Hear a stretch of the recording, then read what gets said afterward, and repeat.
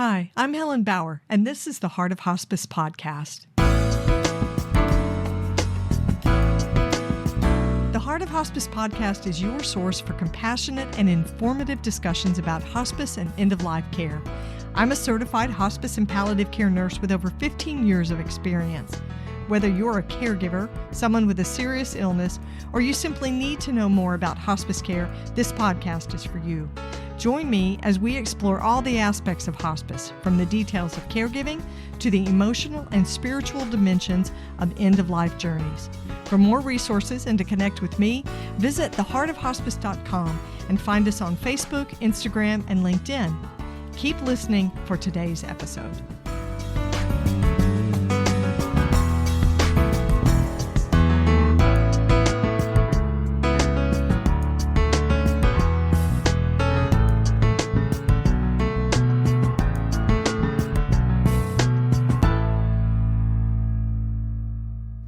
This is the Whole Care Network.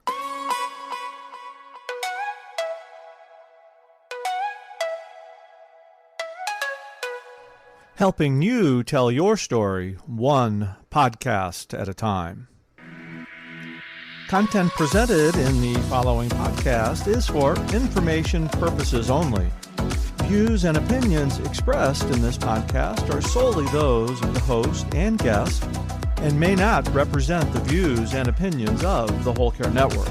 Always consult with your physician for any medical advice, and always consult with your attorney for any legal advice. And thank you for listening to the Whole Care Network.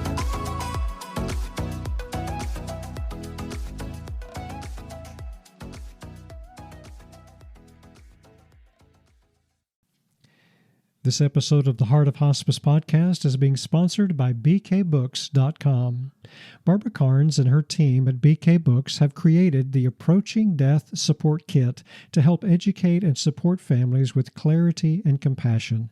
This new bundle is a practical, ready-to-use resource for the bedside and includes many of Barbara's most trusted booklets. For more information, visit bkbooks.com or see the show notes for the link to bkbooks.com. I'm focusing on caregiving today in an in-depth conversation with clinical psychologists and caregiving advocates Dr. Barry Jacobs and Dr. Julia Mayer. Barry Jacobs is a Philadelphia area-based clinical psychologist, family therapist, and principal for Health Management Associates, a national healthcare consulting firm.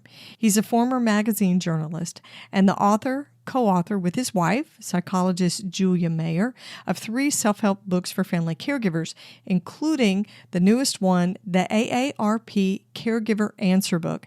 He's also written a self-help column on family caregiving for AARP.org since 2013. For 7 years, Barry was the primary caregiver for his stepfather with Alzheimer's disease and his mother with vascular dementia. The other guest joining me today is Dr. Julia Mayer. She's also a clinical psychologist, and she's Barry's wife. Prior to becoming a psychologist, Julia wrote plays and interned as an assistant to the director for a theater company in New York. She's published professionally in the APA journal Families, System, and Health, and has co-authored various articles with her husband, Barry. She's increasingly focused her work on supporting caregivers. For 9 years, Julia was a caregiver for her father with vascular dementia and for Barry's mother and stepfather as well. We got this interview started by talking about how Barry and Julia's work evolved into providing resources and counseling and education for caregivers. Their personal caregiving stories are touching. They're very captivating, and they share how those experiences impacted them. Barry became a caregiver for his dad when he was a teenager, when his dad died of brain cancer. Years later, he and Julia became caregivers for Barry's mom and stepdad, and then for Julia's parents as well. They discuss how they weren't perfect caregivers and how caregivers often experience guilt and regret when the caregiving experience has ended. They encourage caregivers to not look at the caregiving as a task-oriented obligation, but to step away from the tasks and actually spend time with the person, just be present. Their website is caregiveranswerbook.com. Check the show notes for a link. It's a great book and it's a great interview. There's a lot to learn.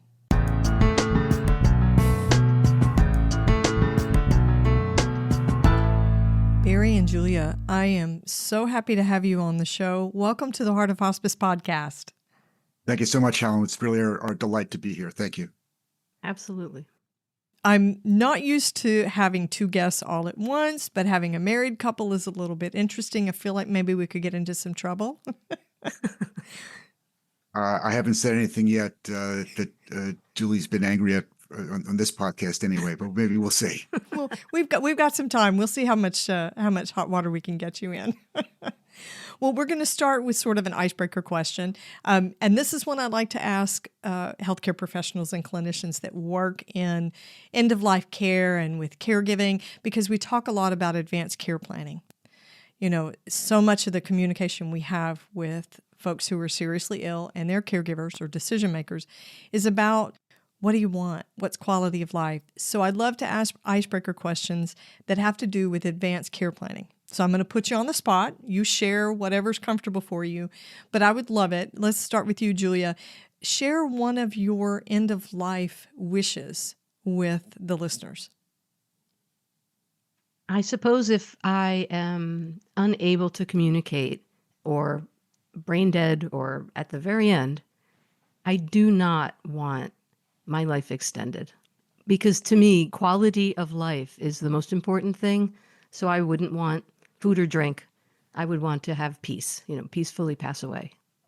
And that's such a big thing when you start talking about food and drink, because that is really hard for a lot of families to come to grips with. That's a hard one. Barry, how about you? I'll tell you my preference, and I'll also tell you a quick family story.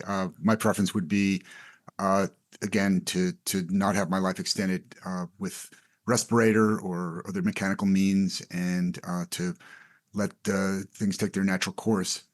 And the family story I'll tell you is that in 2010, my brother's wife, or sister-in-law, blew an aneurysm in her brain, the brainstem region, and was in a coma, and then died after a couple of days.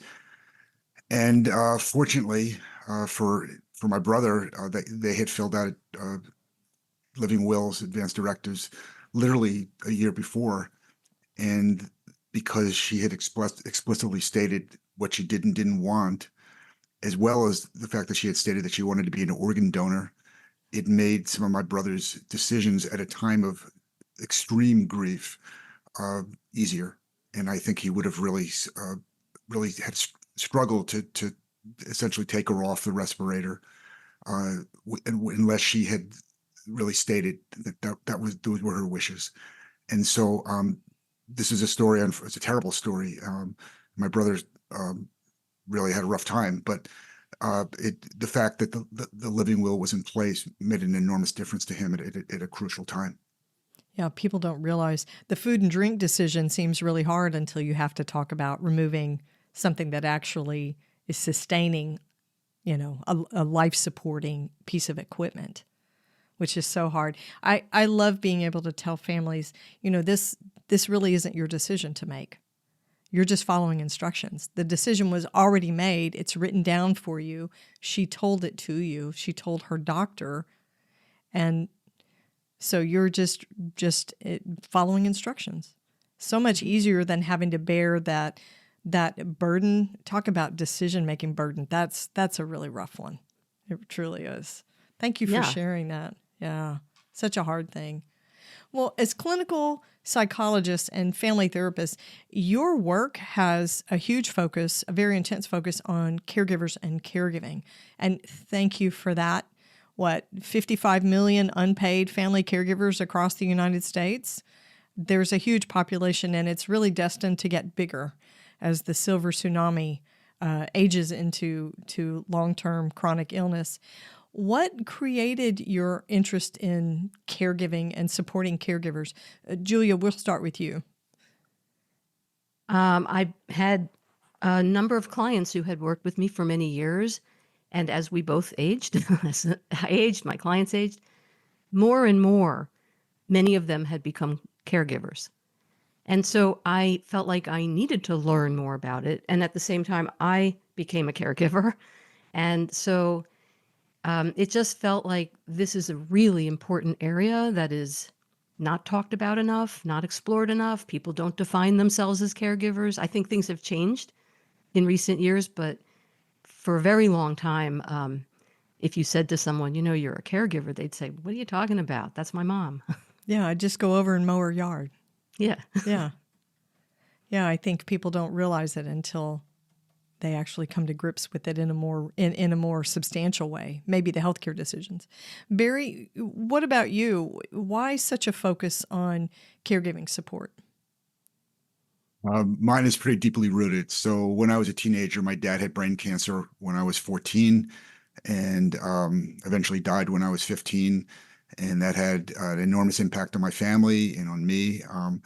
My family went through a very tough time during his illness and then afterwards. And it didn't, I didn't at 15 decide, hey, I want to be a psychologist focusing on family members. But it taught me really early on that serious and terminal illness is not an individual matter, it's a family matter. And later on, as I went to psychology school, I gravitated toward working in medical settings. And because I found that the folks that I work with there, I really resonated with personally. And so from my mission since the 80s has been focusing on family members, family caregivers who are in the role of caring for loved ones and helping, what I always say is helping them do a better job than my own family did. My family really fragmented, disintegrated as a result of some of the stresses around family caregiving and the grief afterwards. My sense of mission is I want families to go through these very difficult times and pull together, not pull apart. And I want the relationships to be stronger afterwards rather than weaker. And that's really been the thrust of our work for a long time, or the therapy work we do and the writing and speaking we do, how to help people really learn and grow through these very difficult passages in the family's life. Sounds like the illness of your dad and his death were very formative for you. Were you a caregiver as a teenager for your dad while he was sick? Only in the very broadest sense. So what happened? My dad was home. My dad had been an attorney. His first symptom of brain cancer was he became aphasic. He lost the capacity to use language, and he had been a litigator, so he could no longer practice law. So suddenly he's out of work immediately. My mother then had to go. She had been a housewife and a mother at home with the 2 kids, and now she has to go to work and work 2 jobs to try to compensate for my father's lost income. So she's out of the house. And so my brother and I would be with my dad in the morning before we went to school. And I was in first year of high school, and I was on this kind of late shift where I didn't go into high school till 10 o'clock. And then my grandparents came by and sat with my dad all day. And then I came home in the evening and my grandparents left. And then my brother and I made sure our father was fed and until our mother came home from working her second job. So we weren't doing personal care with him, but we were with him. We were keeping him company. Mainly, I would say my brother and I witnessed my mother being the caregiver who was making decisions and trying to comfort her father. And that had a big impression on the 2 of us too. Not just my father's illness, but also my mother's role as his wife and caregiver. Yeah. I don't think that there's enough conversation around caregivers who are kids, but we know they're out there, and it changes their education, it changes their social development. it changes everything. And then the grief of the loss of the person as well. We've never actually talked about that on the podcast. I think that's a pretty interesting topic. It can be monumental for a kid.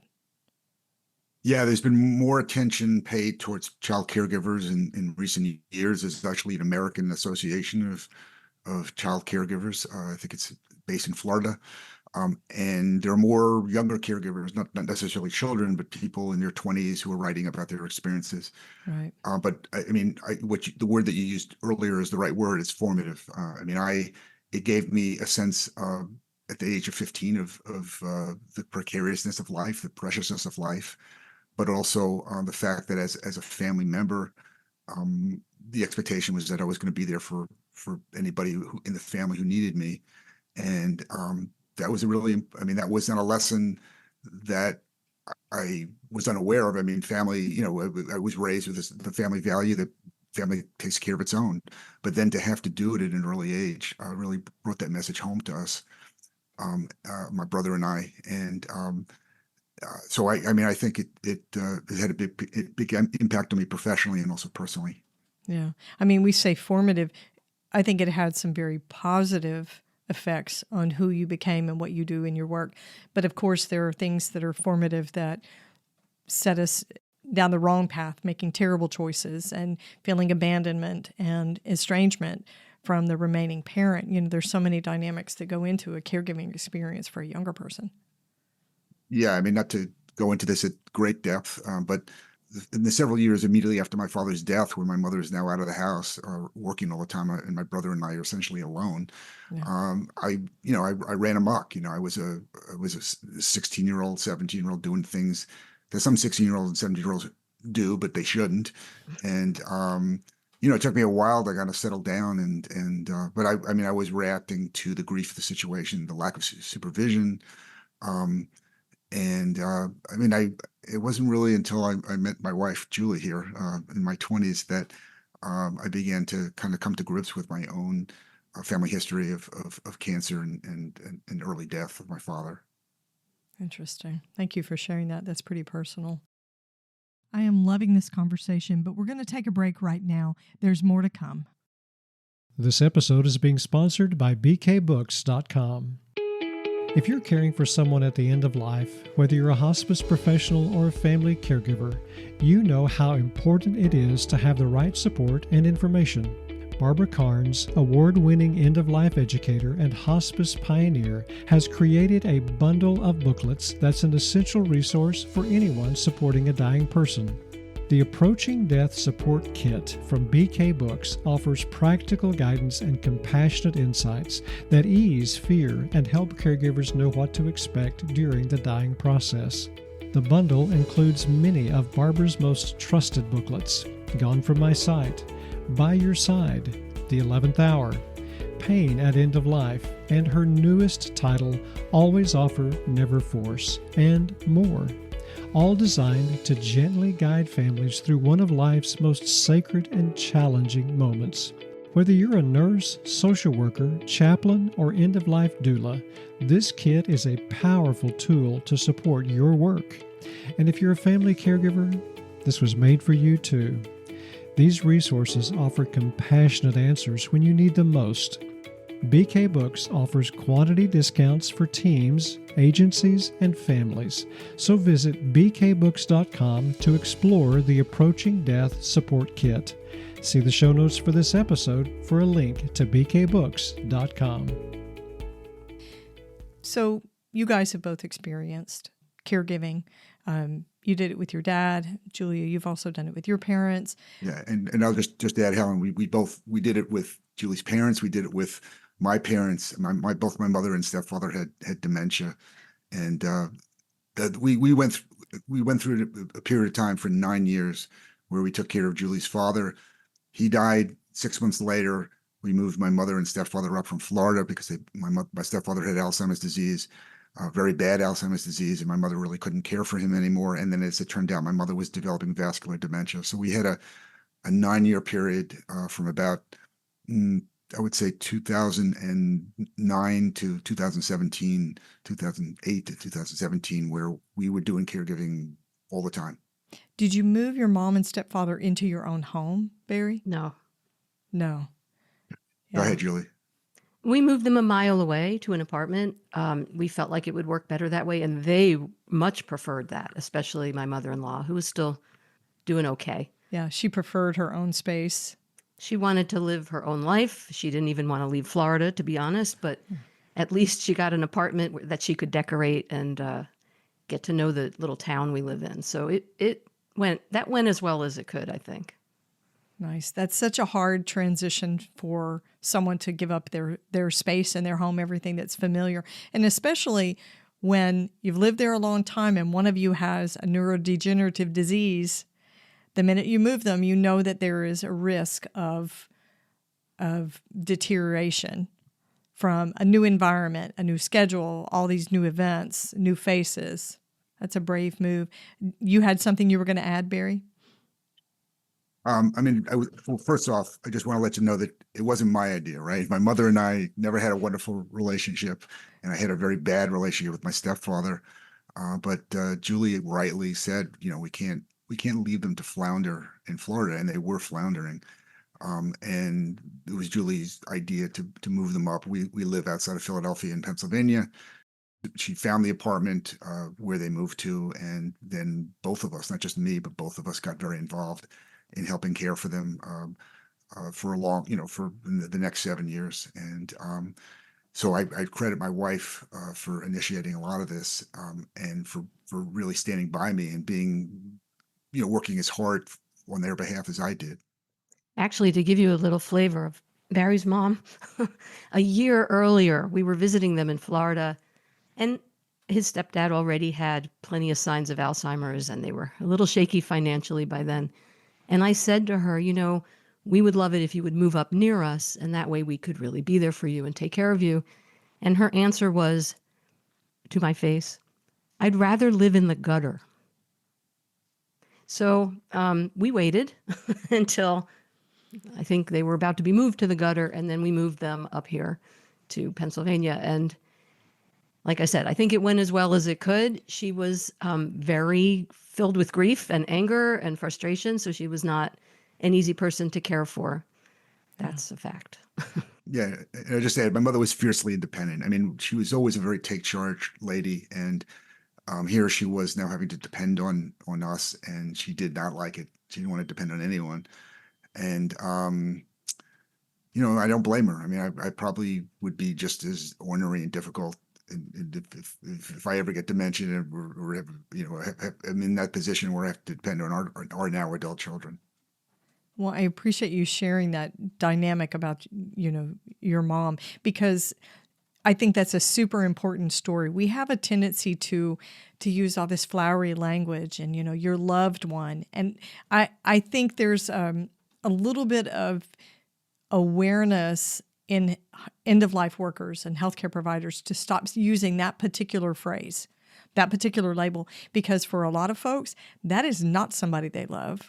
That is not necessarily even somebody they like. They are doing it out of obligation or guilt, or the fact that there's just nobody else and they feel some sort of moral obligation to step in and, not leave this person to suffer and to struggle. But for a lot of caregivers, they don't like what they're doing, and they're just gritting their teeth and getting through it, like having a root canal. Yeah. Even those who it is a loved one, if you call them that, sometimes what you do is you shut down their opportunity to say, I'm really frustrated, I'm really stressed out, I need support, because it sounds so lovely. And even when it is lovely, it's still really stressful, and it still requires support, care, self-care, all of that. I like that point, because when you use that flowery language, your loved one, you're serving, you're caring for them, I think it puts pressure for them to conform to this saintly sort of role where they don't feel that they fit, but they may feel guilty that they're angry and resentful, and they want to go back to work, and they're missing out, and their relationships are crumbling at the same time. We had people calling us angels, and I was thinking that's the last thing I feel like, but they thought they were being supportive. Right. I just, our message is you feel what you feel. You're a human being. Your relationship with the care receiver probably wasn't just, fabulous for the whole rest of the life before the person became ill or gradually became, developed dementia. So why would it be perfect now? And it doesn't have to be. You don't have to be a perfect caregiver. You don't have to have a perfect relationship. Listen, this is not touched by an angel. Michael Landon's not coming down. Della Reese isn't going to sing with the white light. All the shows that we've seen. Yeah. There is such a societal expectation about how we handle this and how it moves, right? And what death looks like itself, that it creates this unrealistic expectation of how we will be. In truth, Maybe there's not enough money. There's definitely not enough time. You haven't had enough sleep. Maybe you haven't brushed your teeth in 3 days. And you're frustrated beyond belief with this person who's supposed to be this, you're supposed to care for. It's just, I think it's, the job description is a little unrealistic, is what I think. It is something that people struggle with, what they feel like they're supposed to do and then what the reality is. And a lot of the clinical work that we do with folks, as well as with the writing, is to let them know that whatever they're feeling is normal, and that includes frustration and anger and guilt and anxiety and sadness, and that if they get a little testy with the person they're caring for sometimes, or actually outright yell at them, it's human. They're human. It's human nature to express frustration. Oftentimes, unfortunately, we don't just provide counseling to caregivers, but we'll then provide counseling to the same people after they're no longer caregivers and they're going through grief. And when the grieving process is one that becomes complicated by guilt or trauma. Those are the two main things that complicate bereavement. And guilt is often about things like, I wish I hadn't been so angry at her at times, at my mom at times, or I wish I hadn't yelled at times. That's all I can think about now, that I hurt her feelings when she was so vulnerable. And is it great that people yell at the person they're caring for? No, it's not. It wasn't great that I yelled at my mom more than once, or at all, for that matter. But the fact is, my mom and I yelled at one another probably throughout our lives, and it wasn't abnormal for me to yell at her. It was just at a point at which she was more vulnerable because she had vascular dementia toward the end of her life. It suddenly kind of changed the equation here, and I was supposed to treat her with kid gloves all the time. Well, I couldn't. I mean, she was my mom, but we still had our relationship, and our relationship involved a little bit of friction. And so try to help people really not hold themselves to an unrealistic standard, but to accept that they're human, and that with all the feelings and all the possible mistakes that might entail. And we did the best that we could. I know Julie and I did the best that we could in our caregiving. We try to help caregivers feel like they did the best that they could, and the best that they could was probably darn good. And it wasn't perfect, but it was probably darn good. And what we always hope is, at the end of the day, they pat themselves on the back and they say, this was difficult, but you know what? I'm glad I did it because I made a difference, and I'm glad to have made that difference. People tend to focus on what they do wrong and what they feel guilty about and what they wish they had done differently. And we also try to help people focus on what they did right. They stepped up, they took on this very challenging mission. They learned so much about the illness that the care receiver has. They learned how to deal with medical professionals and talk with them so that they could, make progress. They learned how to do all the kinds of personal care that they didn't know. It's so life-altering to be a caregiver that we want people to remember, aside from the fact that they're human and they can feel anything, that they're very likely to come away with feelings of accomplishment and confidence and more competence than they may have felt before, and some pride. And oftentimes people say it's the most important thing that they've done in their life. Which is amazing that it's so impactful. But wouldn't it be cool if at the end of the day, instead of lying there in bed and making a laundry list of, okay, I yelled at her about this and I got impatient and fussed at her because she was too slow to swallow her pills, and I slammed a door that I didn't need to slam, things like that. Instead of making that laundry list at the end of the day of the things that you felt were inadequate or didn't go well, what if you as a caregiver could make a list and say, today I held my temper. I realized I was getting impatient, so I went in the other room and counted to 10 and did some box breathing until it passed. What if caregivers could look at themselves that way? That would be such an impact. I think the human brain, our monkey brain, is designed to look at these negative things, right? You could have 1,000 compliments and one negative comment, but the negative comment is the one that you hold on to. But what if you could remember all the good days, all the good things that you did? I think that would be an amazing gift to be able to take away from a caregiving experience. Not easy. I think it would have to be intentional. Yeah, I mean, instead what happens is people tend to deflect the positive comments that people make. They'd say like, I know better. I'm not the angel, nor am I doing a good job. I know all my faults. And so, but it really becomes an exercise in being intentional, as you say. Let's look at what I'm actually accomplishing here. I'm helping somebody live at the end of their lives better than they would have lived otherwise. Maybe I'm allowing them to remain in the comfort of their own home for as long as possible when that might not have been feasible. Maybe I'm providing them with conversations and just reminders of they gave to me as an adult child, and I'm giving back to them, so they can feel like they taught me things that I'm now enacting in life.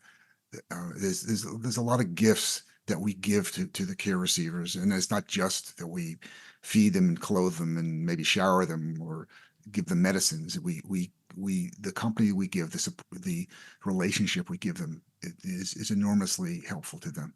And if we think about it as a mindful act, you wake up in the morning and you say to yourself, I'm going to do my best to make this a meaningful day and keep my temper and be nice to myself first. It'll make it easier for me to take care of this person who I do care for, at least to some extent.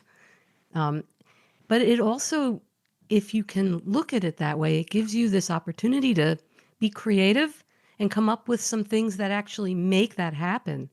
Some people love funny movies. And if you're sitting there with mom all day and you put on a funny movie, maybe there's a chance that the two of you can laugh together. Or maybe you can ask her about her childhood or what it was like when she fell in love for the first time, or anything where you're both present and there's a relationship and it feels like, okay, this is a meaningful moment. Those are really valuable. And if you're just punishing yourself, you can't do that. So it really helps to step back and say, I want to make the most of this, as difficult as it is, as frustrating as I feel, as it can be, and as annoying as it can be sometimes. I still want to pay attention and be mindful and make the most of it if I can. Yeah, I mean, along those lines, one of the things that we often talk with caregivers about is how it's very easy to fall into what we call a task orientation. And that is, you got your list of things to do every day. It's a long list. Maybe you got to kind of rush through the entire day in order to try to get as many things crossed off that list as you can. But what ends up happening then is if you just put your head down and you're focusing on crossing things off the list, is that you're not doing any of the things that Julie's suggesting, which is turning toward the person you're caring for and having, tender moments with them, having a relationship with them.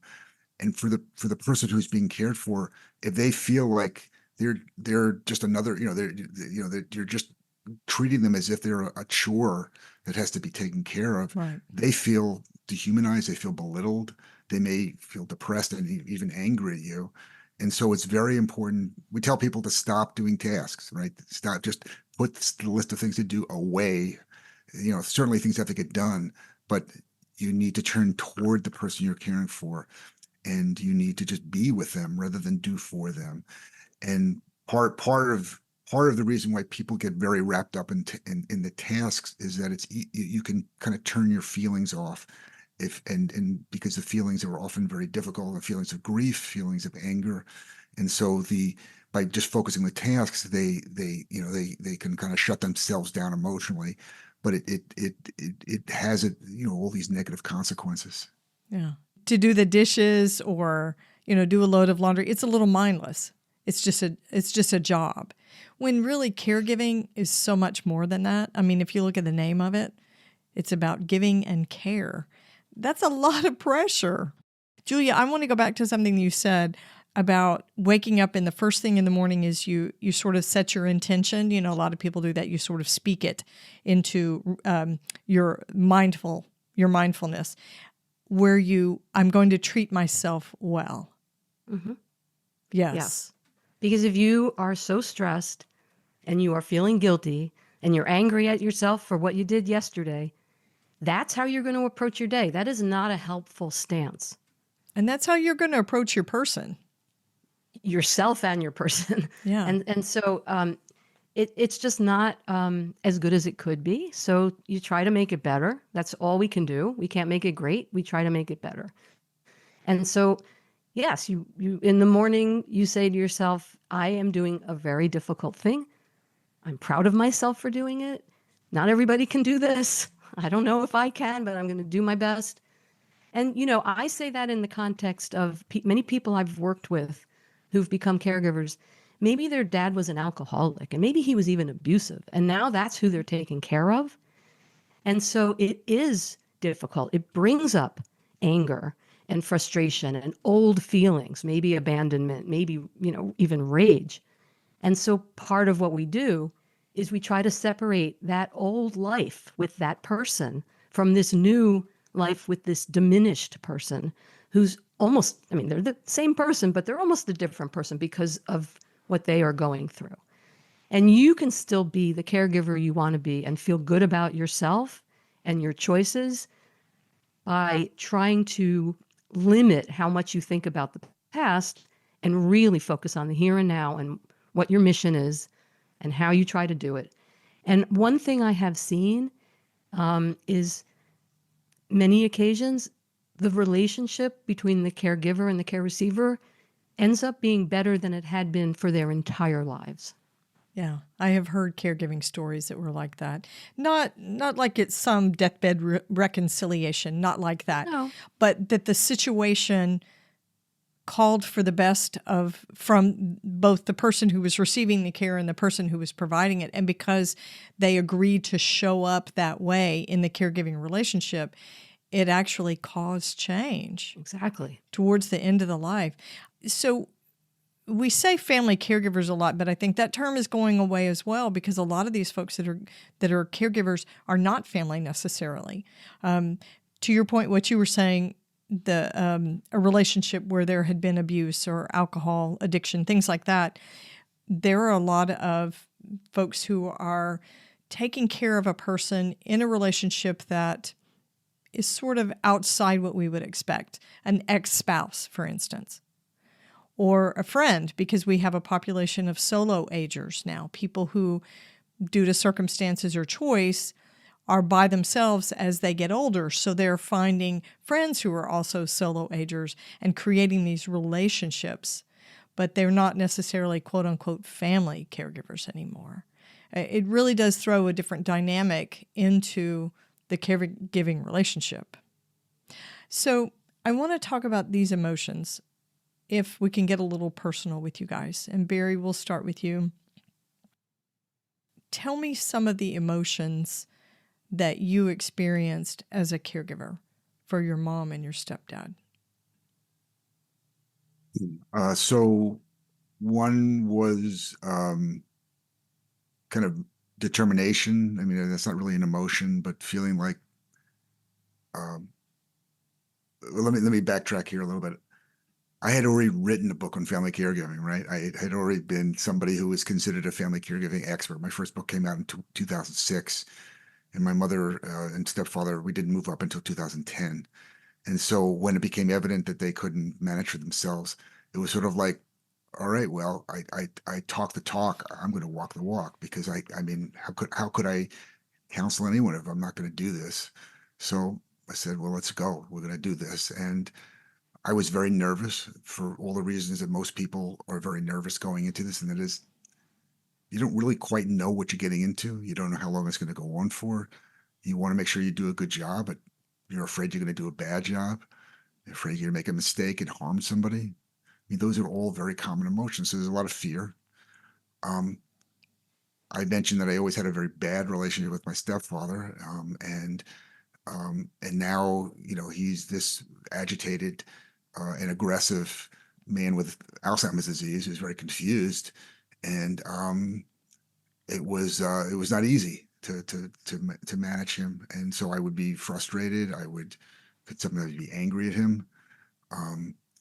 My mother was somebody who I mentioned was, determined to be fiercely independent, even though she was now in a very different place in her life and really needed us to help her. And she also, I felt very frustrated and very sad, to see her struggling the way she was, and to see how she was struggling, which was she made bad decisions, she used bad judgment. So I mean, there was lots of different things. It was also a feeling, again, as we've pointed out a number of times, of really realizing this is hard, but worth it. It was important to do this. I mean, one of the things that went on is our children were teenagers when we started doing this, and with my parents in particular, and we were very much aware that their eyes were upon us, and that how we managed this with their grandparents made an impression on them. And we were teaching them a lesson that was far more powerful than anything we would teach them just by talking about it. And so that was also another emotion that came up, feeling like, okay, I want our son and daughter to see this. I want them to some degree participate in it. So I mean, it was a whole range of things. So I have to ask, you and your brother were basically the caregiving village for your mom and your stepdad. What were the dynamics like between you and your brother? Because everybody's got their own sort of flavor, a caregiving style. Did you pull in the same direction well? Not initially. So my brother lives 500 miles away. So he wasn't going to be here on a regular basis anyway. But initially he did not want us to move our mother and stepfather up from Florida. He felt like his attitude was they made their own bed because they had mismanaged all their finances. He said they got to lie in their bed. Yeah. And I said to him, that's ridiculous. They're two old people, one of whom is quite demented. We can't just let them, suffer and fall apart there. But he felt that by bringing them up north, we weren't just taking on the responsibility ourselves, but we were kind of foisting it upon him in a way that was unfair to him. And I'm the older brother, right? So he's about 3 years younger than me, and so he's always kind of sensitive to my bossing him around. And that was especially true after our father died, and I was bossing him around. I became the father figure for him. So here I was basically saying, I want you to help, and he was saying, I didn't sign up for this. This is on you. And I was quite resentful. And so we initially went a couple years without really having very much conversation, very much contact. And then I don't know what happened, but he began to kind of come around more and made a decision. I think that this was something that he should do. And I think he also decided that he wanted to have a better relationship with me. And so he started making amends, and we've worked over a long period of time to mend our relationship. But there was a pretty bad rupture early on. The situation with my brother was unfortunate, but it's also not unusual. There are lots of sibling relationships that become very volatile, very painful during caregiving. It really brings to the fore lots of tensions in the sibling relationships. And sometimes siblings pull together and they really strengthen their relationships, but oftentimes, at least initially, those relationships are really strained as a result of the caregiving demands and divvying up who's going to do what for a parent or who should do what, and people feeling entitled to certain decision-making powers. And so it gets very complicated. Julia, how about you? What emotions did you experience? I mean, these were your in-laws, and it was your idea to bring them close. What kind of emotions did you experience? Well, actually, before we were taking care of my in-laws, my mother, I was in my 40s, my mother had heart valve replacement and bypass surgery, and it looked like it was successful. And then 3 days later, passed away from hemorrhagic pancreatitis, a rare side effect of the bypass machine. And we were not prepared for that. We were prepared to take care of her. My dad already had vascular dementia, and she had been taking care of him. So we had a crisis. I have 3 siblings. One lives across the country, and then the rest of us are on the East Coast, but spread out, and no one lived right near my dad. And all of a sudden, he was alone in his house, in his rickety house with the rickety stairs. And he had multiple strokes and had lost a visual quadrant, and we were worried about him. So we had to join forces. My older brother pretty much did the majority of the caregiving. Ultimately, we moved my dad into an apartment. It was very intensive, though, and we were grieving. It was such a sudden loss, and my dad was so in need of us, and he was beside himself grieving. They had met my parents when they were 16 and 17 years old, and I think it was like losing half his body. So he really became very depressed and disoriented, and it didn't help that he had vascular dementia. So, we had some tension among the siblings in terms of who did what, but we kind of got into a rhythm. And I would go up every other weekend. It was a 3-hour drive each way for me, but I would go for the weekend and spot my brother so he would have some time off. And then I would come back. We had teenage kids at home, so I would not be with them every other weekend. That was hard. When my father finally passed away, and I do think that's what he wanted, he would not always cooperate with medical care or take the right pills. And he had kidney disease, and he did not want to go on dialysis. Yeah, he was a physician, by the way. Yeah. Oh. He passed away about 15 months after my mom. And then we had a sort of reprieve for about 5 months. And then everything kicked up with my in-laws. So I have to say that the main thing I was feeling was grief and kind of overwhelmed by what was ahead. And but I also felt determined to do it. I wanted to do it. It was the right thing to do. And, like I said before, she was frustrating. And my mother-in-law, my father-in-law was so out of it. It was just, I would take them to the supermarket. He had a tendency to wander. He took all the faucets apart because he had been a handyman, a handy guy. He would help fix things around the house. So there he was in the middle of the night, removing faucets and light fixture plates. And it ended up that we couldn't really keep him in the apartment. So that was hard. It was just like one challenge after another. And luckily, Barry and I talked to each other, got support from one another. What I say to all caregivers is, you need someone to talk to, not your care receiver, someone else, or at least even multiple people. And it's even better if they're also caregivers or if they've been caregivers, because they understand what you're feeling and what you've been through. Yeah, so you were experiencing anticipatory grief, knowing that you were going into this situation that was only going to deteriorate with your in-laws. But at the same time, you were grieving the loss of your parents both of them in just over a year. Exactly. Wow. Yeah, it was hard. Wow. And raising 2 teenagers. Yeah. So grief comes in all these different forms. You're grieving loss of time with your kids at such an important age. I mean, I guess they're all important, but, loss of time in your marriage. Somebody was staying at home while you drove back and forth. Yep. Yeah. That would be me. Yeah. Yeah. And he did a great job, but it was always never enough time, always in a rush, a lot of stress. Yeah. You're missing something. Something. Wow. So, Julia, I'm going to pose this to you first. What would you say to someone who's just starting out as a caregiver for someone who has a life-limiting illness, and maybe in particular a neurodegenerative disease like Alzheimer's or dementia, Parkinson's, because of the long trajectory? Those caregiving experiences usually take a while. They take years. What would you say to somebody who's just starting out as a caregiver? Well, I would say that. I would say you may be underestimating how long you're going to be doing this.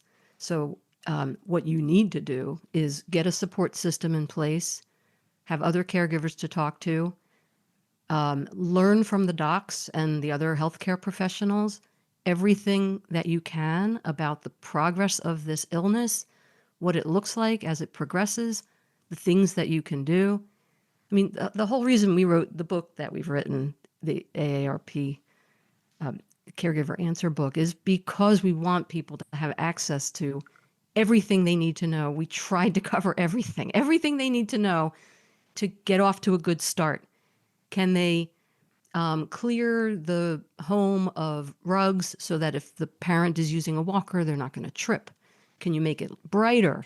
Can you add treads to the stairs, or live in a place that doesn't have stairs, grab bars in the bathroom, like everything you can think of? Financial, that's a big one. What are you going to do 8 years from now? You've been a caregiver, work is suffering. Do you have enough money to do this? How are you going to do this? What I want them to do is not be completely overwhelmed, but at the same time, take their time to think about all of these issues. Who's going to help? Are there siblings? Are there neighbors? Are there other family members? Is there a religious institution that they're connected with? Can they get some help from that? Does the care receiver qualify for any services? And how do you get them? There are so many things to cover that, what I want to say to somebody is, don't get overwhelmed, but definitely focus in on all of these things one at a time and try to build a map for yourself that you can follow. Well, and that's really what you guys have done with the book. It's all the questions and the answer. That's why it's called the Caregiver Answer Book. Right. Barry, who should read the Caregiver book? Who would benefit from the book? I mean, the caregiver, this AARP Caregiver Answer book, with, as you say, it's almost written entirely in question and answer format, and well over 100 questions. And these are the most common questions that we've heard over the 30 plus years we've been doing this kind of work. It's really for folks that are just getting into this. I mean, oftentimes people don't know what this entails.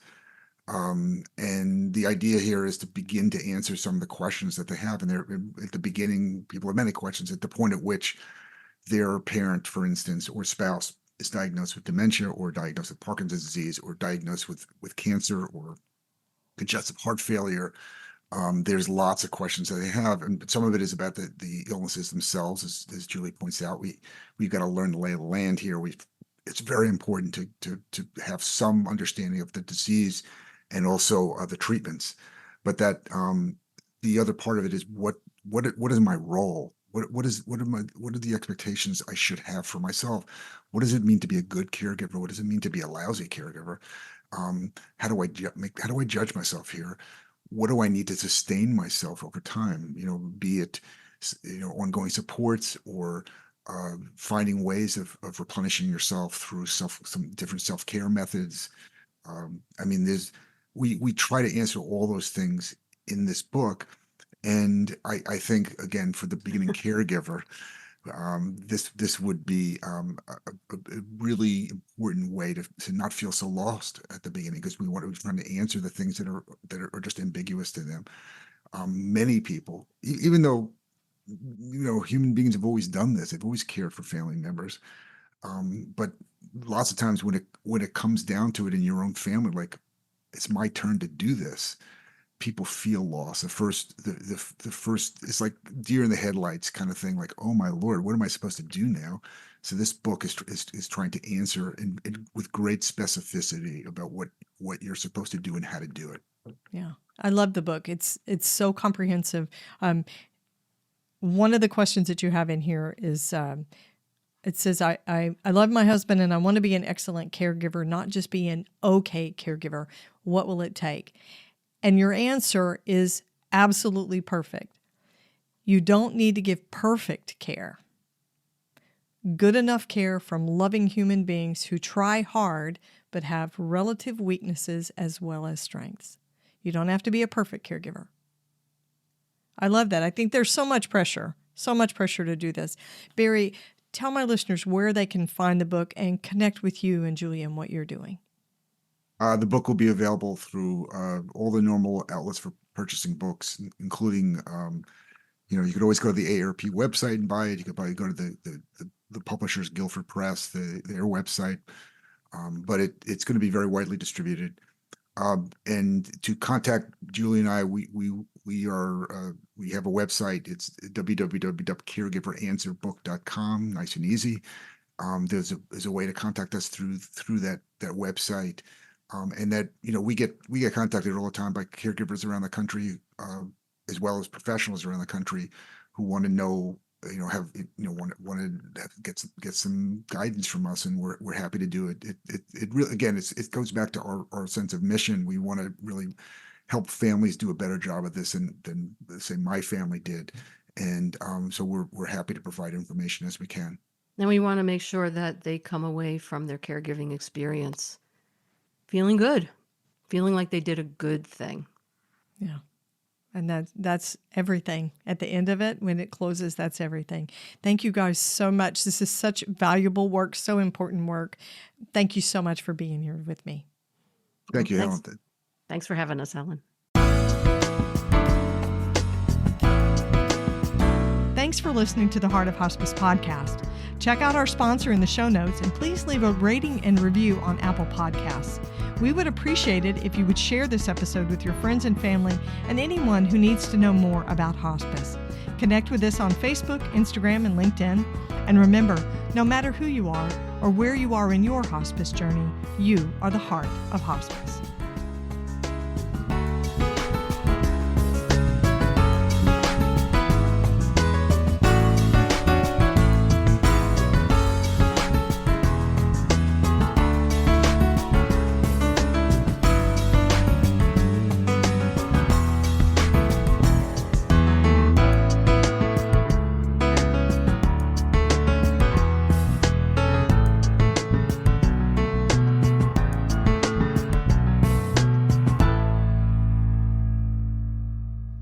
This is the Whole Care Network.